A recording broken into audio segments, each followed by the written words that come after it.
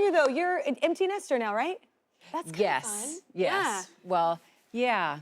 I mean, I'm crazy about my husband, so that there's an upside to this emptiness. No, it's like getting to date again, probably, just because a lot of my time is consumed by a 9 and 11-year-old in my house. So. Yes. Oh, well, those are very consumptive ages. Yes. So I just mean, like, that's kind of like, you know, I love my children, but that's the light at the end of the tunnel, ma'am.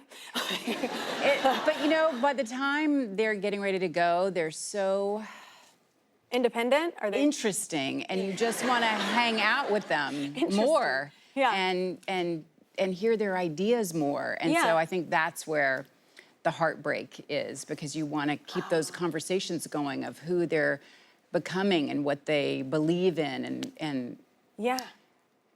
That gives me a lot of faith, because I think if you do a good job as a parent, then once they get out there, you're like, I feel comfortable with them being out there, you know? Neighbor Martha, who is a wise and wonderful woman, she said to me when my older kids graduated from high school and were going off to college, she said, roots and wings. You give them roots so they know where they're from and who they are and what they believe in, and wings to go out into the world and explore. But the roots always bring them back. I love that. I have a song I've written, it's called Roots and Wings. I haven't released it. I was so weird that you just said that. I was like, I literally have a song titled that, because you can have both. Neither of us went to college, which I find funny, because I would have thought you went to Yale School of Drama. I don't know, for some reason in my mind, you are that, just saying. I can go with that rumor. So when I found that out, I was like, I didn't know, I can go with that, I can get into it. Question really is, I didn't, like right after high school, I think we kind of did the same thing, which a lot of us do. We become waitresses in the entertainment industry before you get to do what you want to do, and you move to a big city from the South. I did as well. I remember it was a big adjustment, you know, hitting the ground and trying to make it happen. What was it like for you in New York? I moved to New York after I graduated from high school. I was 17, and I was scared all the time. Yeah. All the time. You go out in the street, and everyone knows where they're going, and I'm like, am I going north? Am I going east? Yeah. Am I going northeast? Like, you know, and then you get to an avenue and it's going both ways, and you're like, well, now what do I do? Yeah. It was, there was an adjustment period. Pace. From a small town, and Yeah, that was the same for me as well. But you've taken breaks from acting here and there. Do you do that for you on purpose, to like have time in between projects, or do you do it for family? Like, what's your reasoning? Just, because some people do things right. Well, you know? if you just read some stuff that you don't like, then then it looks like I'm taking a break. I'm just picky. Yeah. Yeah. Well, well done. Thanks. Because it's pretty good. The last time we did see each other, it was an event, we were talking about it backstage, and it was in 2017, and it looks like Jason and I are photobombing everyone. But my favorite part of this is how, I had to show this, because it's how Jason greets you, because we were caught off guard, and he for sure curtsies. Like, and how I know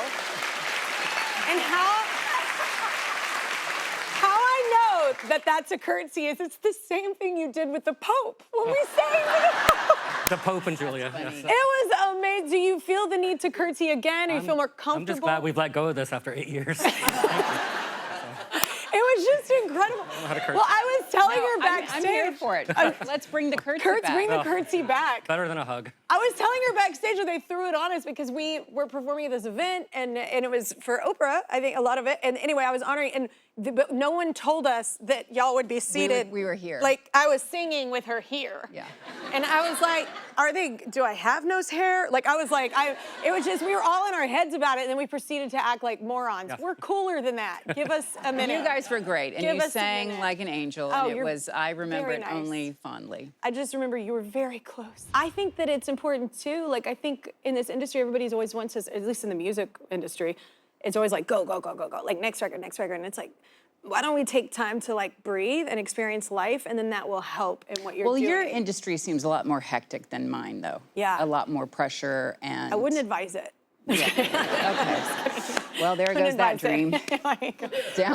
Down the tubes. So I find this funny because you not this, I do find you nurturing, and you say you're kind of hen-like and nurturing, but I find it's hilarious because your character is kind of a Well, she's hard. Intense, She's very yeah. hard and intense. And I know that you're an actress, so you can do that. But do you learn anything in that environment when you're playing someone that is so vastly different from your person? Do you learn something from them in a good way, like your character? Well, I mean, it's fun doing things that are different and challenging. And she's, you know, she's complicated. That's a nicer way. I should have said yeah. complicated. Yeah. She's just, I was like, there were moments and I was like, Jesus, I was just cold. Hands are getting sweaty. It was, like, She's very cold. Yes. She's cold and she's harsh. And at times it's exhausting. Like being people who are sort of broken and hiding, and it is exhausting. I found it a great relief. Because it obviously weighs on you. Yeah, just to be done. And I think, I mean, I have these incredible castmates in this movie. There's so many more people over here, sorry. Yeah. We're looking at you too. What a You know, she's so cold.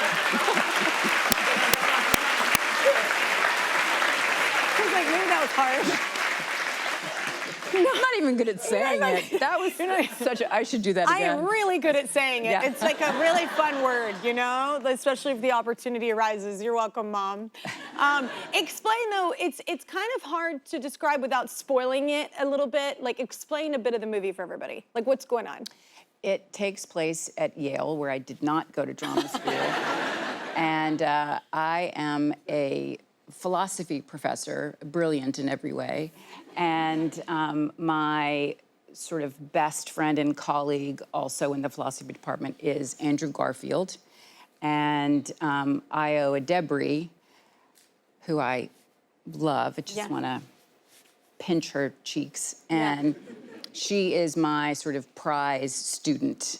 And Chloe Sevigny, I mean, the hits keep coming in this one. Chloe Sevigny plays one of the student counselors at the school. And early in the film, Io's character accuses Andrew's character of wrongdoings. Yes. And that kind of sets our world on fire. I do always notice, look, I'm a musician, so I always notice the score. I didn't know who did it, but it was so funny finding out it was Trent Reznor, because I felt like I was watching a horror film sometimes, because the music is... So unsettling. Yes, but so is the scene. Yes. So it was perfect. I loved it. Well, Luca Guadagnino, who directed our movie, who is brilliant and wonderful and so interested in all the layers of a film. And I think this is his third collaboration with Trent and Atticus, and the ticking. At first, when I first Did you think something was wrong with your link? I thought, you know, because the link they send you, it always has your name on it, like throughout the whole movie. I just see Kelly Clarkson, like the whole time. And that happens. And I thought that the clicking, I was like, is it a time, what is happening with this? And then I was like, oh, it's like describing almost like the day of like, wait, I thought it was really cool. Yeah. It's very thought-provoking. It's like, there's so many conversation starters. She can't get over it. I'm sorry. I'm sorry. But speaking of music, I want to talk about this because I heard that your daughter, does she make playlists for you before you do movies? She and my husband both have such an incredible, just curated catalog of music that they find, and it's so fantastic and unusual. And she makes me a playlist on the first day of every movie that I do. Does she know, like, your character going in, and that's how she curates? No, it's for me. It's for me. It's for me riding in the car to work, and it's, you know, but it's so great, and they're all so different and eclectic. And she had made a playlist for a friend's birthday dinner that we had that she wasn't able to come to, so that was sort of her contribution to the dinner party. And we had friends over for dinner last night, and I put that on. And in the middle of dinner, one of them was like, whose music is this? This is good stuff happening here. And I was like, did you claim it? You're like, I have amazing It's all taste. me. Yeah. It's so funny because I'm the musician in the family, but my sister is your daughter. My sister is the coolest. She has the most amazing references for me. She'll pull stuff, and I'm like, I'm like the actual musician, but she's just, I don't know, they have like a knack for it, certain people, like finding really interesting things. Well, in a few months, it's the 25th anniversary of Erin Brockovich. So looking back, I have to ask, what's your best memory of like making that? Wow. Well, based on that photograph, I would say my heaving cleavage.